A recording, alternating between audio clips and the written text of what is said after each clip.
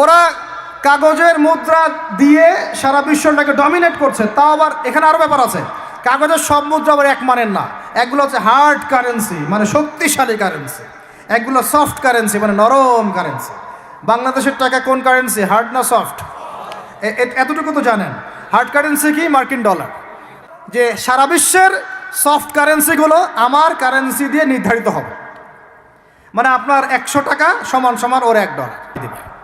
কয়দিন আগে ইলেকশনের আগে একটা শব্দ শুনেছিলেন অনলাইনে, স্যাংশন দিতে চাই, স্যাংশন, মনে আছে? হ্যাঁ, মনে আছে? কি জিনিস বুঝছেন আপনারা? কিছু ওটা বুঝেন নাই। অর্থনৈতিক নিষেধাজ্ঞা কিভাবে দিতে পারে? আপনার টাকার মান তারা কমাই দিবে। তখন 1 কেজি পেঁয়াজের দাম হবে 500 টাকা, 1 কেজি রসুনের দাম হবে 1000 টাকা, 1 ব্যারেল তেলের দাম হয়ে যাবে দেখবেন 10,000 20,000 টাকা। কিচ্ছু করতে পারবেন না। তুরস্কের মতো কান্ট্রি যখন ঘুরে দাঁড়ানোর চেষ্টা করছিল, ওদের লিরার মান তারা বাড়িয়ে দিল একদম, ওটা তো মনে হয় 12,000 পর্যন্ত চলে গেছে। ইনফ্লেশন বলি আমরা এটাকে, মুদ্রাস্ফীতি, ওটা প্রায় 12,000% পর্যন্ত বেড়ে গিয়েছিল, বলি নাউজুবিল্লাহ। আরও আছে, বলতে থাকলে সারা রাত যাবে। এরপরে তারা আরবদেরকে বুঝালো, ইয়া শেখ, আরবদেরকে বুঝালো, হাবিবি, ইয়া হাবিবি, কাছে আসেন, শোনেন, আমরা আপনাদের কাছে তেল আছে, আপনারা তো তেল বয়কট করে দিয়েছেন, আর তেল ছাড়া তো আমাদের যুদ্ধ বিমান ফ্লাই করছে না। তেল কাদেরকে দিয়েছে আল্লাহ পাক? মিডল ইস্টে আরবকে দিয়েছে, ঠিক আছে? এখন হাবিবিকে বলা হচ্ছে যে আপনারা তো তেল বয়কট করে দিলেন। এটা করেছিল বাদশাহ ফয়সাল, বলেন রাহিমাহুল্লাহ। উনি একজন সাহসী নেতা ছিলেন, এই জন্যই তাকে গুপ্ত হত্যা করা হয়েছে।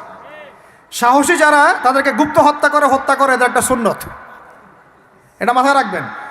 খুব ট্যালেন্টেড একজন দেখবেন, খুব ট্যালেন্টেড একজন বিজ্ঞানী দেখবেন, হঠাৎ নাই, তাপাস করে মিসাইল এসে পড়ে গেল। এমন সূক্ষ্ম স্নাইপার দূর থেকে 12,000 কিলোমিটার দূর থেকে মেরে দিল, আপনার কলিজার মধ্যে ফেলে গেল। এগুলো জেনে বুঝেই আমরা প্রতিদিন সকাল করি, সন্ধ্যা করি, আলহামদুলিল্লাহ। কারণ অ্যাটলিস্ট আপনাকে তো জানতে হবে। জেনে নেন, পরে আপনারা চিন্তা করবেন যে কীভাবে লাইফ লিড করবেন। ফাযাক্কির ইন্নামা আনতা মুযাক্কির, আপনি উপদেশ দিন, শুধু আপনি উপদেশ দাতা। লাস্তা আলাইহিম বিমুসাইতির। ফাযাক্কির ইন নাফাআতিয যিকরা সায়াযাক্কারু মান ইয়াখশা, যারা আল্লাহকে ভয় করে তারা ফিরে আসবে ইনশাআল্লাহ।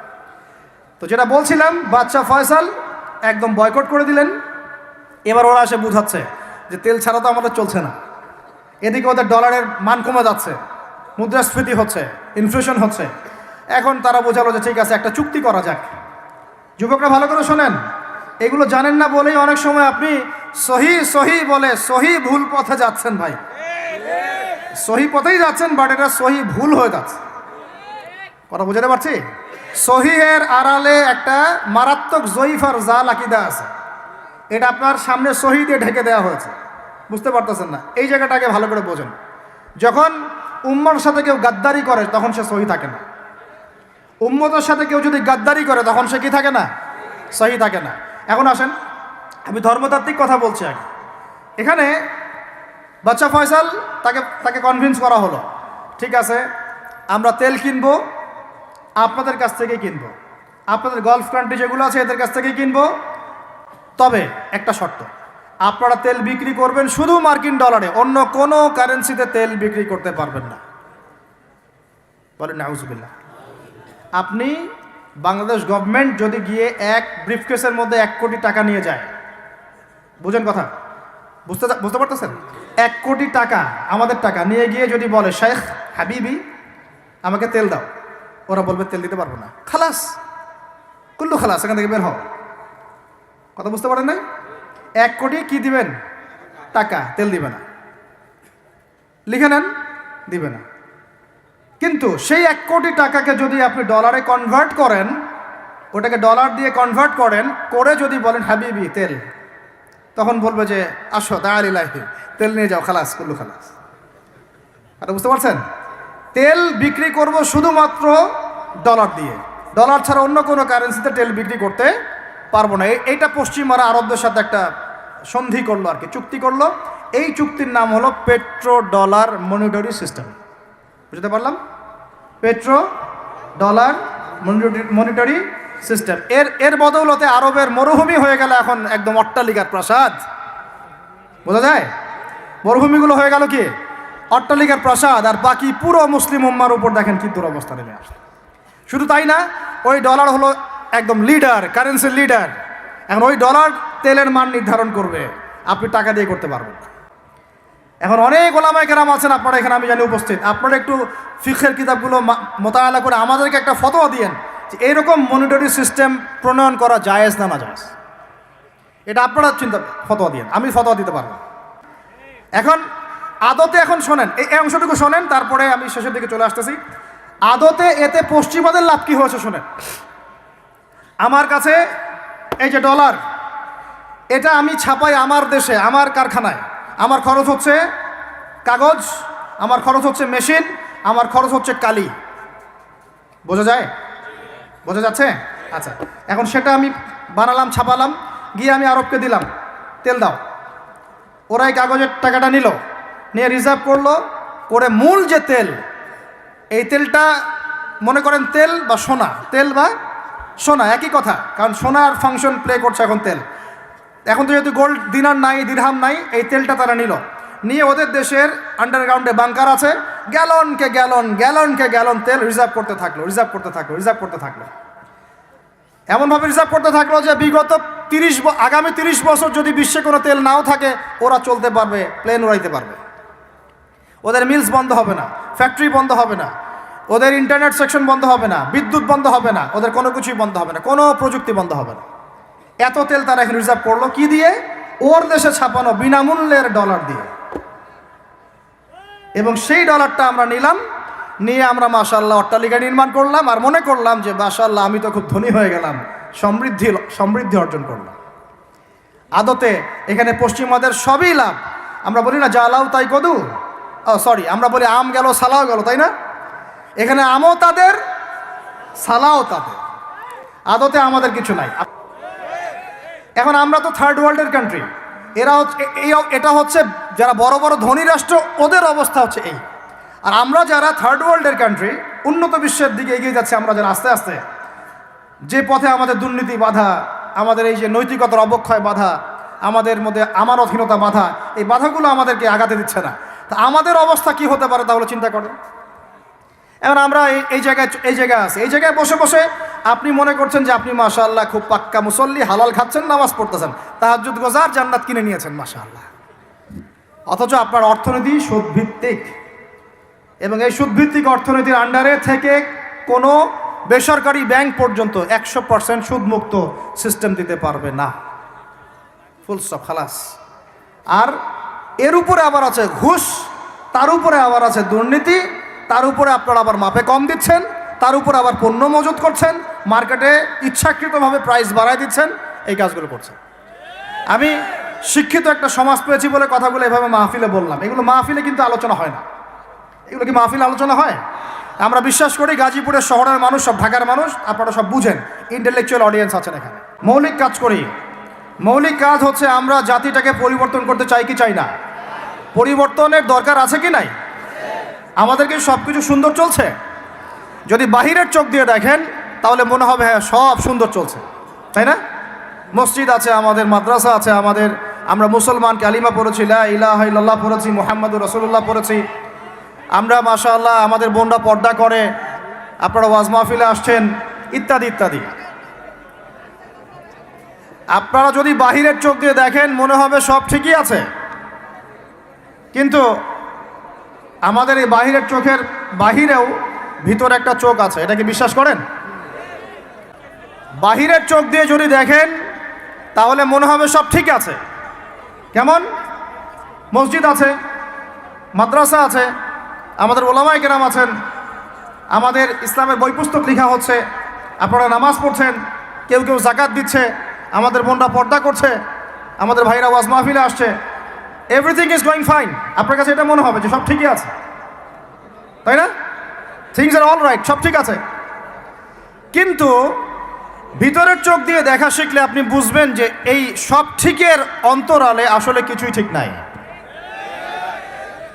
আগে আপনাকে বোঝাচ্ছি ভিতরের চোখটা কি, তারপরে বুঝাবো কিভাবে সব ঠিক নাই। ভিতরের চোখটা বুঝতে হলে আপনাকে সূরা কাহফ পড়তে হবে। কোন সূরা ভাই? আরো জোরে বলি, কোন সূরা? নবী সাল্লাল্লাহু আলাইহি ওয়াসাল্লাম বলেন, সাল্লাল্লাহু আলাইহি ওয়াসাল্লাম যখনই নাম আসবে পড়বেন সাল্লাল্লাহু আলাইহি ওয়াসাল্লাম, 10 নেকি হবে ইনশাআল্লাহ, 10টা গুনাহ মাফ হবে ইনশাআল্লাহ, 10 বার আল্লাহ রহম করবেন ইনশাআল্লাহ, এবং আপনার মর্যাদা 10 গুণ বাড়ায় যাবে ইনশাআল্লাহ। যখনই নবী মুহাম্মাদের নাম আসবে পড়বেন সাল্লাল্লাহু আলাইহি ওয়াসাল্লাম। যে যত বেশি দরুদ পড়ে সে ইনশাআল্লাহ তাআলা তত নিশ্চিন্তে টেনশন ফ্রি জীবন যাপন করবে ইনশাআল্লাহ। ওই দলিলগুলো ইনশাআল্লাহ আরেকদিন দিব, আজকে এটা আলোচনার টপিক নয়। এখন নবী সাল্লাল্লাহু আলাইহি ওয়াসাল্লাম বলেছেন, যে ব্যক্তি জুমার দিনে সূরা কাহফ তেলাওয়াত করে, কোন দিনে ভাই? তাহলে এক জুমা থেকে আরেক জুমা পর্যন্ত আপনার জীবন, আপনার এই সময়টা আল্লাহ রাব্বুল আলামিন নূর দিয়ে ভরে দিবেন। সুবহানাল্লাহ। এই সূরাটা যখন আপনি পড়বেন অর্থসহ, আপনি দেখবেন এখানে 4টা গল্প আছে। কয়টা ভাই? এটাকে গল্প বলা ঠিক না, এটা হলো সত্য ঘটনা। এটা কি? সত্য ঘটনা। একটা হচ্ছে আসহাবুল কাহফের ঘটনা, গুহাবাসীর ঘটনা। 2 নাম্বার হচ্ছে 2 বন্ধুর ঘটনা, একজন ধনী বিত্তশালী আর একজন অতি দরিদ্র ইমানদার। কখনো পড়েছিলেন কি? পড়া হয়েছিল? 3 নাম্বার হচ্ছে যুলকারনাইন আলাইহিস সালাম, তার ঘটনা, নাম শুনেছেন? আর 4 নাম্বার হচ্ছে নবী মুসা আলাইহিস সালাম এবং খিদর আলাইহিস সালামের ঘটনা। তো 4টা ঘটনা তো আজকে বলার সময় নাই, একটা খালি বলছি। কেন বলছি? আপনাকে বোঝাতে চাচ্ছি বাহিরের চোখ, বাহিরের কান, এগুলোর ভিতরেও একটা ভিতরের চোখ আছে, ভিতরের কান আছে। ওইটা যার জিন্দা আছে তার কলবে আল্লাহ নূর আছে ইনশাআল্লাহ। ওইটা যার জিন্দা নাই তার কাছে বাহিরের চোখ দিয়ে মনে হবে সব ঠিক চলছে। বাহিরের চোখ দিয়ে যে দেখে সে মনে করবে বিশ্বটা পুরো আগায় যাচ্ছে, উন্নতির দিকে, অগ্রগতির দিকে। আর যার ভিতরের কলবের চোখটা জিন্দা, সে দেখবে যে পুরো বিশ্ব আগায় যাচ্ছে কিয়ামতের দিকে। বাহিরের চোখ দিয়ে যে দেখে সে মনে করবে যে বিশ্ব রাজনীতির মনে হয় খুব সুন্দর অবস্থা। আর ভিতরের চোখ দিয়ে দেখলে আপনি বুঝবেন বিশ্ব রাজনীতি যাচ্ছে একটা মালহামার দিকে। বাইরের চোখ দিয়ে দেখবেন মনে হবে সব সুন্দর চলছে, আমরা হালাল খাচ্ছি। আর ভিতরের চোখ দিয়ে দেখলে দেখবেন যে 90% মানুষের রিজিক হারাম। বাইরের চোখ দিয়ে দেখলে আপনি মনে করবেন মেয়েরা এগিয়ে যাচ্ছে, মাশাআল্লাহ, কত উন্নতি, অগ্রগতি, প্রোগ্রেস, নারী জাগরণ আন্দোলন। আর ভিতরের চোখ দিয়ে দেখলে আপনি দেখবেন মেয়েরা আগাচ্ছে ঠিকই, কিন্তু আস্তে আস্তে তারা জাহান্নামের দিকে এগিয়ে যাচ্ছে। বাইরের চোখ দিয়ে আপনি দেখবেন মুসলিমদের সংখ্যা প্রচুর, আমাদের ভয় কিসে, এত সংখ্যা, লক্ষ লক্ষ, কোটি কোটি। ভিতরের চোখ দিয়ে দেখলে বুঝবেন প্রকৃত পাক্কা ইমানদারের সংখ্যা হাতে গোনা যায়। বাইরের চোখ দিয়ে দেখলে মনে হবে যে অনেকে তো বিশুদ্ধ আকীদার দাওয়াত দিয়ে বেড়াচ্ছে। ভিতরের চোখ দিয়ে দেখলে বুঝবেন এটা মুনাফিকি মানহাজ চালু করেছে। আমি বুঝাতে চাচ্ছি বাইরের চোখ আর ভিতরের চোখ এক। ভিতরের চোখ খুলবে কোন সূরায়? ওই সূরার মধ্যে কয়টা গল্প আছে? তার মধ্যে একটা হচ্ছে নবী মুসা এবং খিদর আলাইহিস সালামের গল্প। এইটা একটু শেয়ার করতে চাই, লোভ সামলাতে পারছি না, করব? নবী মুসা আলাইহিস সালাম একদিন বক্তব্য দিচ্ছেন। কি দিচ্ছেন? বক্তব্যকে আরবিতে খুতবা বলা হয়। তো একজন দাঁড়িয়ে বললেন, বনু ইসরাইলদের একজন, হে ইয়া মুসা, আপনি তো চমৎকার একটা বক্তব্য দিয়েছেন, আপনার চেয়ে কোনো জ্ঞানী মানুষ কি পৃথিবীতে এখন আছে? নবী মুসা আলাইহিস সালাম বলছেন, না, আমার জানা মতে আমার চেয়ে কোনো জ্ঞানী মানুষ এখন পৃথিবীতে নাই। স্বাভাবিক, কারণ তিনি তখন নবী, নবীর কাছে আল্লাহর ওহী আসে, তিনি সবচেয়ে জ্ঞানী হবেন, স্বাভাবিক। আল্লাহ রাব্বুল আলামিন বললেন, মুসা, তোমার চাইতেও জ্ঞানী আমার এক বান্দা আছে। বলেন সুবহানাল্লাহ। নবী মুসা আলাইহিস সালাম যখনই শুনতে পারলেন যে আমার চেয়েও জ্ঞানী একজন বান্দা আছেন, তিনি বললেন যে আমি তার সাথে দেখা করতে চাই, আমি তার সাথে দেখা করতে চাই। যুবকরা শোনেন, জ্ঞানী মানুষের সন্ধান পাওয়ার পরে নবী মুসা নবী হয়েও দূর দূরান্ত সফর করেছেন ওই জ্ঞানী মানুষের সাথে সাক্ষাৎ করার জন্য। তা আপনারা রেডিমেড ইসলাম চান, আপনারা ফেসবুক শরীফে ইসলাম চান, ইউটিউব শরীফে ইসলাম চান, কিন্তু সফর করে, কষ্ট করে, পরিশ্রম করে আলেম ওলামা পর্যন্ত পৌঁছাতে চান না। 3 ঘন্টা বক্তব্য শুনতে রাজি আছেন, কিন্তু আপনারা 3 ঘন্টা কোরআন তেলাওয়াত করতে চান না। তো রেডিমেড জিনিস পেলে মানুষের মূল্য বোঝে না। ওই যে সাহাবীরা যারা রক্ত দিয়ে ইসলাম প্রতিষ্ঠা করেছে, তারা জানতেন ইসলাম কি জিনিস। আমরা রেডিমেড পেয়েছি তো আমরা বুঝি না ইসলাম কি জিনিস, আমরা বুঝি না, বিশ্বাস করেন আমরা বুঝি না। তো যাই হোক, তো মুসা আলাইহিস সালাম বলছেন, যদি আমাকে যুগ যুগ ধরে সফর করতে হয় তবুও আমি সফর করব, তারপরেও আমি তার সাক্ষাৎ চাই।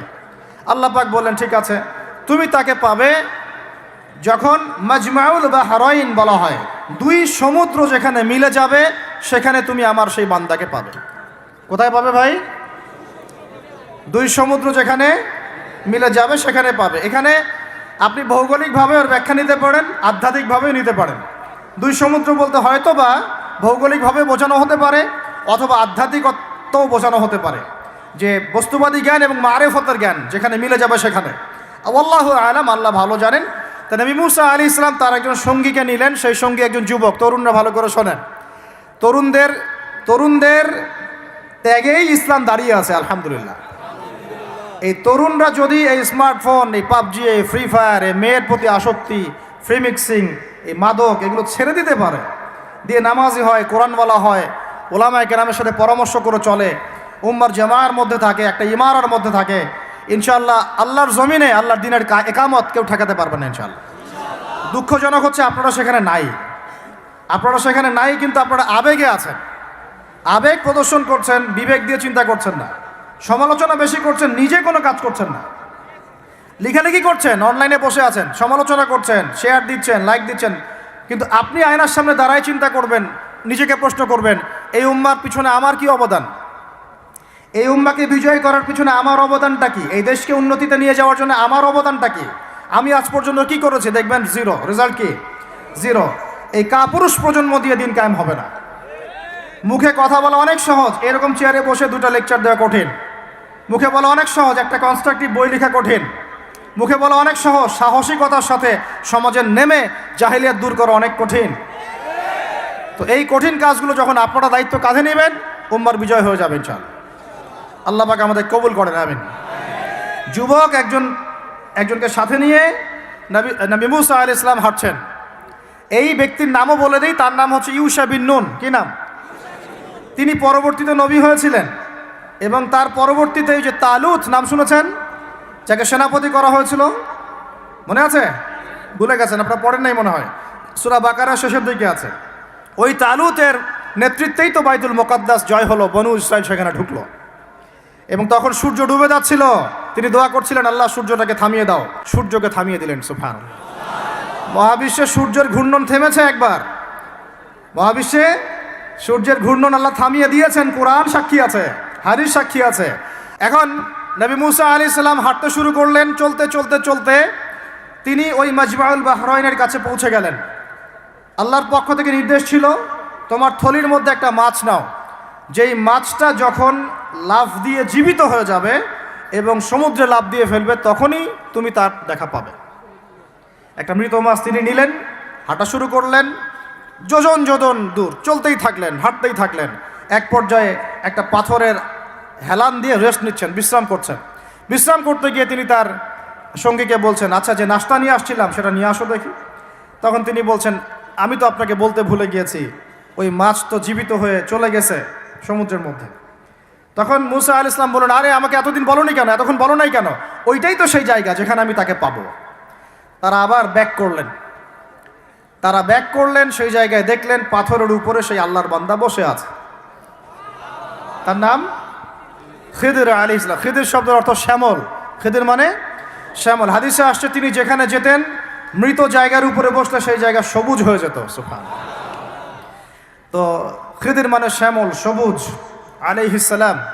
এখন তিনি পাথরের উপরে বসে আছেন। নবী মুসা আলাইহিস সালাম গিয়ে সালাম দিলেন, বললেন, আসসালামু আলাইকুম ওয়া রাহমাতুল্লাহ। তখন তিনি বলছেন, ওয়ালাইকুম আসসালাম ওয়া রাহমাতুল্লাহি ওয়া বারাকাতুহু। তো মুসা আলাইহিস সালাম বলছেন, আমি মুসা। তখন খিদির আলাইহিস সালাম বলছেন, তুমি কি বনু ইসরাইলের মুসা? তুমি কি বনু ইসরাইলের মুসা? মানে বুঝাতে চাচ্ছি, খিদির আলাইহিস সালাম বনু ইসরাইলদের কেউ নন। পৃথিবীর সবচেয়ে জ্ঞানী মানুষ বনু ইসরাইলদের মধ্যে নন, তিনি বনু ইসরাইলের বাইরে কেউ একজন। পৃথিবীর সবচেয়ে সেরা মানুষ, জ্ঞানী মানুষকে খুঁজতে হলে নবী মুহাম্মদ সাল্লাল্লাহু আলাইহি ওয়াসাল্লামের উম্মতে আসতে হবে। কথা বুঝতে পারছেন? পরতে পরতে দলিল আছে, একটু ঠান্ডা মাথায় গভীরভাবে ভাবার চেষ্টা করতে হবে। তো এখন খিদির আলাইহিস সালামকে নবী মুসা আলাইহিস সালাম বলছেন যে, হাল আদুল্লুকা আলা আন তুআল্লিমানি মিম্মা উল্লিমতা রুশদা? আমি শুনেছি আল্লাহ আমাকে বলেছেন যে আপনি পৃথিবীর সবচেয়ে জ্ঞানী মানুষ, তাহলে আমি কি আপনার সাথে সঙ্গী হতে পারি, সফর করতে পারি, যে আপনাকে আল্লাহ পাক যে জ্ঞান শিক্ষা দিয়েছেন আপনি আমাকেও শেখাবেন? এটা হলো স্টুডেন্টের একটা আর্তনাদ। ছাত্র হিসেবে তিনি বলছেন আমি কি আপনার সঙ্গী হতে পারি, আল্লাহ আপনাকে যে জ্ঞান শিখিয়েছেন আমাকেও শিখাবেন। দেখেন একজন নবী কথা বলছেন। আর আমাদের তো মাশাআল্লাহ ওই যে বললাম জ্ঞান শেখার কোনো ফিকির নাই। 6 মাসের একটা কোর্স করতে পারি না, কোরআন তেলাওয়াত শিখবো 3 মাসের কোর্স করতে পারি না, 3 ঘন্টা ওয়াজ শুনতে রাজি, 3 ঘন্টা আমরা বই পড়তে পারি না। তো এই প্রজন্মটা দিয়ে হবে না ভাই। আমি আপনাদেরকে পরিবর্তন করতে চাই, আল্লাহ পাক যেন কবুল করেন, তৌফিক দান করেন। এখন খিদির আলাইহিস সালাম বলছেন ইন্নাকা লান তাস্তাতিআ মাইয়া সাবরা। টিচারের কি কথা, কি দূরদর্শিতা! টিচার বলছেন যে তুমি তো আমার সাথে সবর করতে পারবে না। সঙ্গী হওয়ার আগেই কথা বলা শেষ।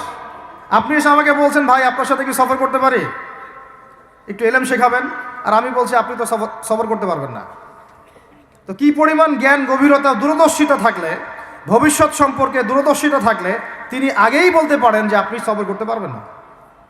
ক্লাসে আপনি পড়িয়েছেন মনে করেন 100 জন বাচ্চাকে, শেষে আপনি বললেন যে অমুক আব্দুর রহমান সে ফার্স্ট হতে পারে, এবং আব্দুর রহিম তুমি ভালো স্টুডেন্ট না, তুমি দুষ্টামি করো, পড়াশোনা করো না, তুমি ফার্স্ট হতে পারবে না, লাস্ট হবা তুমি। তো রেজাল্টের দিন দেখা গেল সত্যি সত্যি আব্দুর রহমান ফার্স্ট হয়েছে, আব্দুর রহিম লাস্ট হয়েছে। তার মানে কি টিচার গায়েবের খবর জানে? এটা কি তার হিকমা, তার প্রজ্ঞা, তার বাসিরা, তার অভিজ্ঞতা? আল্লাহ পাক তাকে সেই জ্ঞানটা দিয়েছিলেন। তো মুসা আলাইহিস সালামকে মুখের উপর বলে দিলেন যে তুমি তো আমার সাথে সবর করতে পারবে না। মুসা আলাইহিস সালাম বলছেন সাতাজিদুনি ইনশাআল্লাহু সাবিরান ওয়ালা আ'সি লাকা আমরা। ইনশাআল্লাহ আপনি আমাকে ধৈর্যশীল পাবেন এবং আমি আপনার কাজে কোনো বিঘ্ন সৃষ্টি করব না। তখন তিনি বলছেন ঠিক আছে, যদি তুমি আমার সাথে যেতেই চাও তাহলে ফালা তাসআলনি আন শাই, আমার সাথে চলতে গেলে কোনো প্রশ্ন করা যাবে না। কেমন টিচার! টিচার দেখেন, আমার সাথে চলো, জ্ঞান অর্জন করতে চাও করো, কোনো প্রশ্ন করতে পারবে না।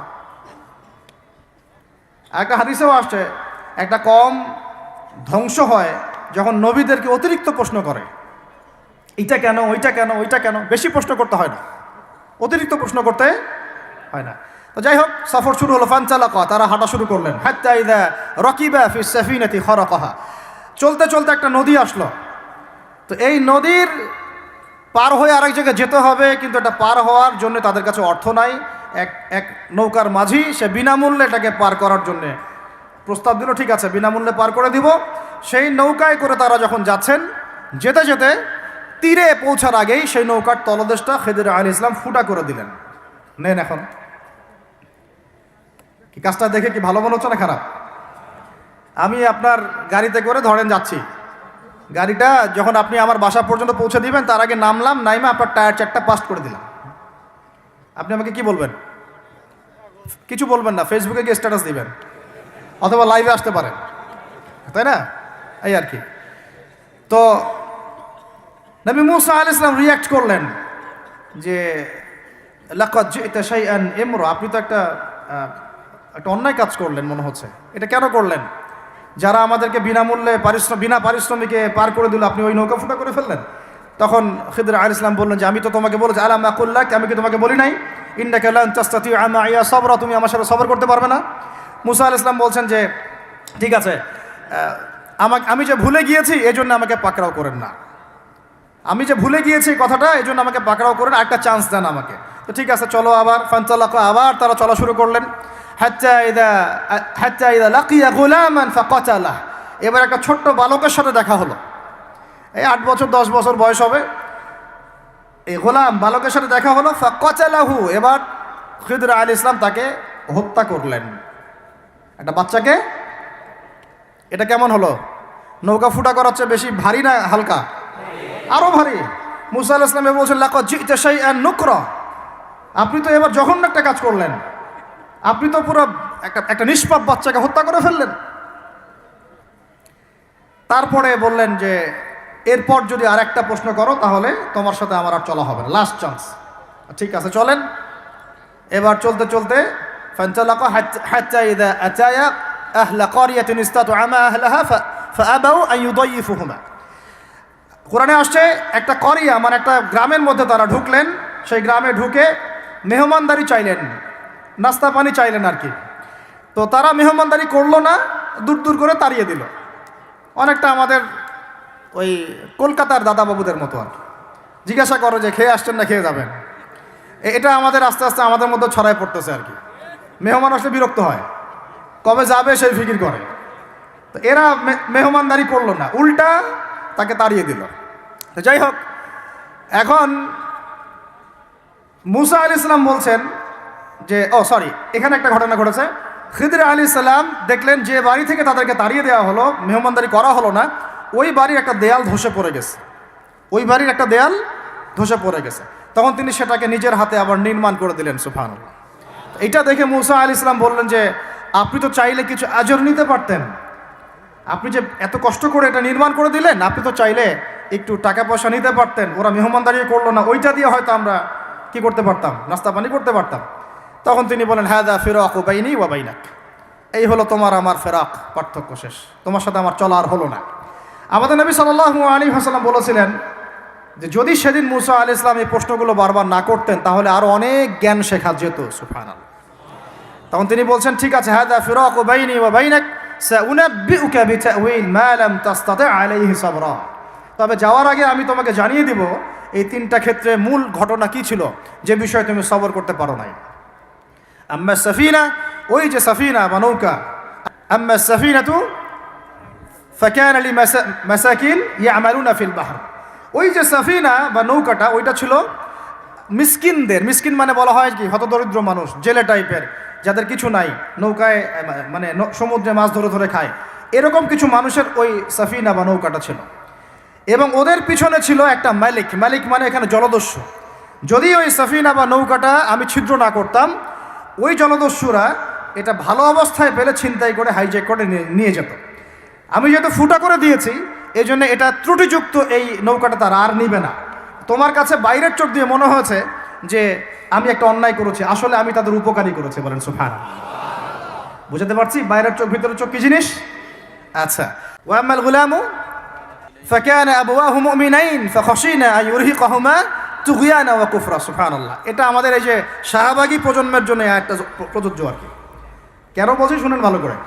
এবার ইনি বলছেন যে ওই যে বাচ্চাটাকে আমি হত্যা করেছি, এই বাচ্চাটা যদি বড় হতো, এই বাচ্চাটা যদি বড় হতো, সে নিজে তো কাফের হতোই, বড় কাফের, এর পিতা মাতাদেরকেও পর্যন্ত কুফরির মধ্যে নিয়ে আসতো। মানে একটা কাফের প্রজন্ম তো তৈরি করতোই, বরং এই কাফের মানুষকে কাফের করার জন্যে নাস্তিক মুরতাদ বানানোর মিশন নিয়ে মাঠে নামতো। মেলে না? ওই জন্য আমি ছোটবেলায় এদেরকে হত্যা করে দিয়েছি যাতে বড় হয়ে কাজটা করতে না পারে। কথা বুঝতে পারছেন? আর তিনি বলছেন আমি এটা নিজের ইচ্ছায় করি নাই, ওমা ফাআলতুহু আন আমরি, আমি এটা নিজের ইচ্ছায় করি নাই, এটা আল্লাহ পাকের আদেশ ছিল। বলি সুবহানাল্লাহ। আর ওয়াম্মাল জিদার ফাকানা লিগুলামাইন ইয়াতীমাইন ফিল মাদিনা ওয়া কানা তাহতাহু কানজুল লাহুমা। সুবহানাল্লাহ। আর 3 নাম্বার তিনি বলছেন আর ওই যে দেয়ালটা আমি নির্মাণ করেছি, এই দেয়ালটা ছিল ওই বাড়ির 2 এতিম বালকের। সুবহানাল্লাহ। ওয়া কানা আবুহুমা সালিহা, তাদের বাবা ছিল সৎ। আর ওই দেয়ালের নিচে তাদের বাবা মায়ের রেখে যাওয়া পৈতৃক সম্পত্তি খাজানা ছিল। যদি দেয়াল নির্মাণ না করতাম মানুষ সেই খাজানা নিয়ে চলে যেত। দেয়াল নির্মাণ করেছি, ওরা যখন বড় হবে তখন ওই খাজানা তারা অটোমেটিকলি পেয়ে যাবে। তো 3টা ক্ষেত্রেই হে মূসা তুমি সবর করতে পারো নাই, তোমার কাছে মনে হয়েছে যে আমি অন্যায় করছি, কিন্তু আসলে এই প্রত্যেকটা ক্ষেত্রে আমি সঠিক ছিলাম, তুমি ভুল ছিলে। এখানে একটা চমৎকার শিক্ষা আছে, একটা চমৎকার গভীর একটা শিক্ষার ব্যাখ্যা আছে, অন্তর্দৃষ্টির শিক্ষা, যে শুধুমাত্র বাইরের চোখ দিয়ে আর বাইরের এইসব সাক্ষরতার হাত দিয়ে, সার্টিফিকেট দিয়ে, নাম সিগনেচার করে, এত এত বইপত্র পড়েই মানুষ প্রকৃত শিক্ষিত হয় না। একটা গভীর একটা বুঝ দরকার, আল্লাহর মারেফত দরকার, আল্লাহর নূর দরকার, তাসকিয়া দরকার, দূরদর্শিতা দরকার, যেটাকে আমরা হিকমা বলি। ওয়ামা ইউতাল হিকমা ফাকাদ উতিয়া খায়রান কাসীরা। আল্লাহ বলেছেন যাকে হিকমা এবং প্রজ্ঞা দেওয়া হয়েছে তাকে অনেক প্রচুর কল্যাণ দিয়ে দেওয়া হয়েছে। এখানে দেখেন একজন নবী হয়েও তিনি বুঝতে পারেন নাই এই 3টা ঘটনার পিছনের কারণ কি, অথচ খিদর আলাইহিস সালামকে আল্লাহ পাক এমন জ্ঞান দিয়েছিলেন যেই জ্ঞান দিয়ে তিনি ব্যাখ্যা করলেন যে পিছনের কারণ কি ছিল। এখন এই ঘটনাটা আপনার আমার জন্য আমি বলেছি সূরা কাহাফ সেই সূরা যা আপনার অন্তর্দৃষ্টি, ভিতরের চোখ খুলে দিবে, আপনার কলবে নূর নিয়ে আসবে। আপনি এমন কিছু দেখবেন, বুঝবেন, শুনবেন যা সবাই বুঝতে পারছে না, সবাই শুনতে পারছে না, সবাই দেখতে পারছে না। বাস্তবতা এটা না যে আপনার অনেক মসজিদ আছে, অনেক মাদ্রাসা আছে, অনেক মুসলমান আপনারা, যুব সমাজের একদম বিস্ফোরণ, একজন বক্তা আসছে একদম আল কোরআনের আলো ঘরে ঘরে জালো, আদতে এগুলোর কোনো মূল্য হচ্ছে না।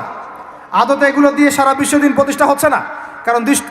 কারণ বিশ্বের বাস্তবতা আমরা বুঝতে পারি নাই। বিশ্বের বাস্তবতা বুঝতে হলে খিজির হতে হবে।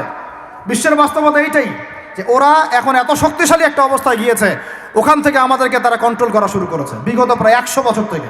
কত বছর থেকে? এগুলো আমাদের হুঁশই নাই। আমরা মনে করি মাশাআল্লাহ আমি 5 ওয়াক্ত নামাজ পড়ি, কাম খালাস, আমি যাকাত দিয়েছি, কাম খালাস, আমি একদম পর্দা করি, মাশাআল্লাহ সব কাম খালাস, আমি একটা মসজিদ করেছি, বাস কাম খালাস, আমি মাশাআল্লাহ একটা মাদ্রাসা চালাই, বাস দিন কায়েম হয়ে গেছে। No, not at all. Question গেলেও না। যতদিন পর্যন্ত মুসলমানরা আবার সেই ওমর ইবনুল খাত্তাবের শাসন কায়েম করতে পারে নাই, এই বিশ্বে মুসলমানরা স্বাধীন নয়। আমরা এখনো স্বাধীনতা অর্জন করতে পারি নাই। বিশ্বাস করেন ওই জায়গা থেকেই ইনশাআল্লাহ অচিরেই ঈসা ইবনে মারিয়াম সারা বিশ্বকে শাসন করবে ইনশাআল্লাহ। ওই সময় দেখবেন মুসলমানরা স্বাধীনতা কাকে বলে। এটা হবেই, আমরা পারি আর না পারি, আমরা বেঁচে থাকি আর না থাকি, আপনারা থাকেন আর না থাকেন, আমাদের বাচ্চারা থাকুক আর না থাকুক, একটা প্রজন্ম আল্লাহ পাক নিয়ে আসবেন। একটা প্রজন্ম আল্লাহ পাক নিয়ে আসবেন। আমি বলছি ওই প্রজন্ম টিকটক প্রজন্ম না, ওই প্রজন্ম এইসব মানে সেলফি শোডাউন আইওয়াস প্রজন্ম না। ওই প্রজন্ম এরকম না যে নামাজ পড়ে না, কোরআন তেলাওয়াত করে না। ওই প্রজন্ম এমন না দাওয়াতের মেহনত নাই, ওই প্রজন্মের জিহাদের কোনো জজবা নাই, ওই প্রজন্মের মধ্যে ইসলামের শারঈ কোনো জ্ঞান নাই, ওলামায়ে কেরামের কোনো সোহবত নাই, দিন প্রতিষ্ঠার কোনো ফিকির নাই। এমন প্রজন্মের কোনো প্রয়োজন নাই আমাদের। এমন প্রজন্মের দরকার যে প্রজন্মের প্রত্যেকটা যুবক ভাই নামাজি, কোরআনওয়ালা, সুন্নতওয়ালা, সুন্নতের পাবন্দ এবং তাহাজ্জুদ গোজার। এক কথায় রাতের বেলার দরবেশ, দিনের বেলার ঘোড়সাওয়ার। এই রকম প্রজন্ম যখন আমরা করতে পারবো, ওই দিন ইনশাআল্লাহ এই মাহফিল বলেন, এই মসজিদ, মাদ্রাসা, এই রাষ্ট্র সব সফল হবে ইনশাআল্লাহ। এখন শুধু বেসিক কাজ করা হচ্ছে। যে আরবরা ওদের বিরুদ্ধে এখন কথা বলতে সাহস পাচ্ছে না, ওই এক একটা আরব রাষ্ট্র দখল করে ছাড়বে দেখে নিয়ে। আমি যদি ওটা চাচ্ছি না, দোয়া করি না, কিন্তু ওদের এজেন্ডা এটাই যে পুরো, আমি আখিরুজ্জামানের স্টুডেন্ট, ওদের এজেন্ডা আমি আলহামদুলিল্লাহ বিগত 5-7 বছর থেকে পড়াশোনা করেছি। আমি আমার টুপির নিচ থেকে কথা বলছি না। ওদের এজেন্ডা হচ্ছে পুরো হোলি ল্যান্ডটা তারা দখল করতে চায়। হোলি ল্যান্ড মানে মিশরের নীল নদ থেকে শুরু করে ইরাকের ইউফ্রেটিস নদী পর্যন্ত এই পুরো জায়গাটা তারা দখল করতে চায়। কেন চায়? কারণ তারা মনে করে ওই জায়গাটা সৃষ্টিকর্তা তাদেরকে দিয়েছেন, নাউজুবিল্লাহ।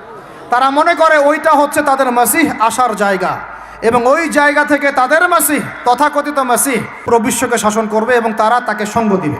এটা ওদের এজেন্ডা, এটা ওদের ভিশন। যত কিছু ওরা পৃথিবীতে করছে এই ভিশনটাকে কাজে লাগিয়ে, এই ভিশনটাকে পিছনে রেখে তারা এই কাজগুলো করছে। এটা আপনি বুঝতে পারবেন না বাইরের চোখ দিয়ে, ভিতরের চোখ দিয়ে পড়াশোনা করেন, খেদির হন, বুঝতে পারবেন। এই কারণেই, এই উদ্দেশ্যেই তারা বিগত 100 বছর থেকে পুরো ওয়ার্ল্ড অ্যাফেয়ার্সের আগে রাজনীতির নিয়ন্ত্রণ নিয়েছে। কিসের নিয়ন্ত্রণ নিয়েছে? আপনি নিচু জায়গায় যত কথাই বলেন, ওই জায়গার ক্ষমতা আপনার হাতে না থাকলে আপনি জনগণকে সর্বোচ্চভাবে ইসলামের দিকে আনতে পারবেন না।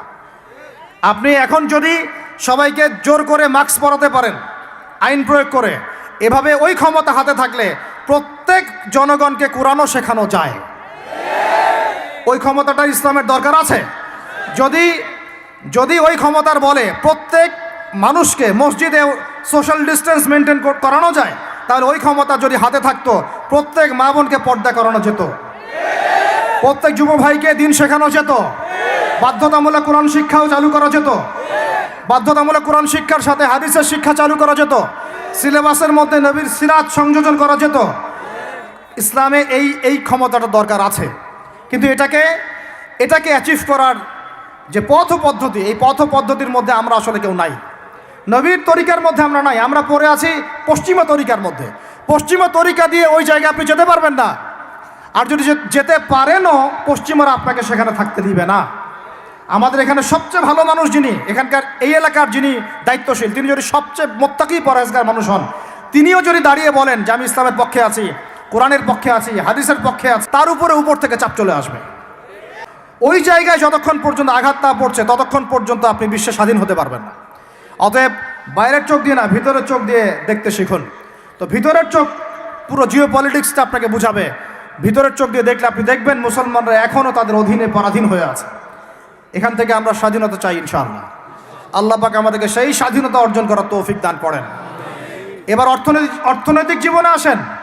অর্থনৈতিক জীবনে এসে দেখবেন আপনি মাশাআল্লাহ মনে করবেন যে আপনি তো হালাল খাচ্ছেন, হ্যাঁ গরুর গোশত খাচ্ছেন প্রত্যেক জুমায়, আমরা মাশাআল্লাহ মুরগির রোস্ট খাচ্ছি। ঢাকার মানুষ তো খালি খায় আর খায়, সবাই খাচ্ছে মাশাআল্লাহ বসে, ছেলে মেয়ে ফুচকা চটপটি এইটা ওইটা, আর খাবারের দোকানের অভাব নাই, সবাই খাচ্ছে। ভাবখানা এমন যে দুনিয়াতে এসেছেই খাওয়ার জন্যে। আল্লাহ পাক আমাদেরকে বুঝদান করেন, হেফাজত করেন। এইগুলো করতে দুনিয়াতে আসি নাই আমরা, এগুলো আমাদের মূল কাজ নয়, এগুলো আমাদের প্রয়োজন। আপনি মনে করছেন যে মাশাআল্লাহ সবাই হালাল খাচ্ছি, বিশ্বাস করেন পুরো বিশ্বের অর্থনীতি সুদভিত্তিক।